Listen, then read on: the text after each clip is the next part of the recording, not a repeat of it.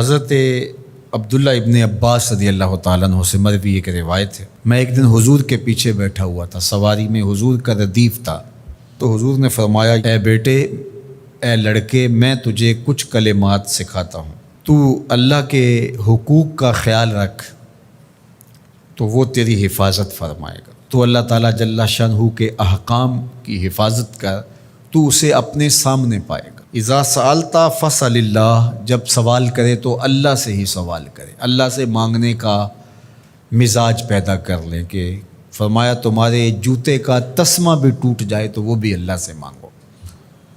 ضرور بازار میں جاؤ دکاندار سے، لیکن حقیقی طلب اللہ سے ہونی چاہیے۔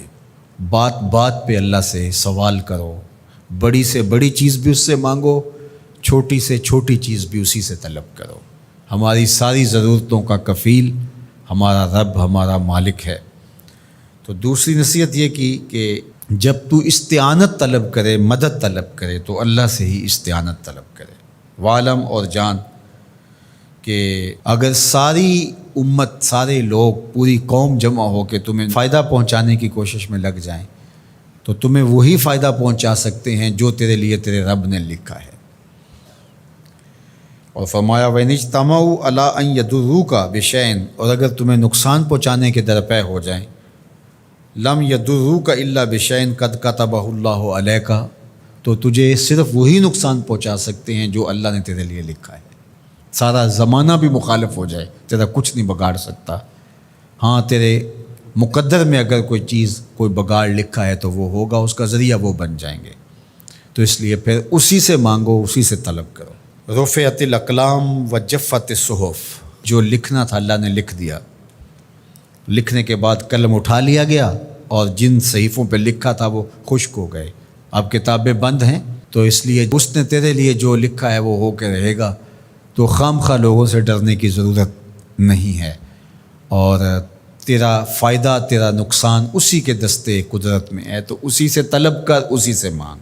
اور فرمایا تو اللہ تعالیٰ جل شانہ کو رخاء میں، خوشحالی میں یاد کر، یعرفک فی الشدہ، وہ تجھے مشکل میں پہچانے گا۔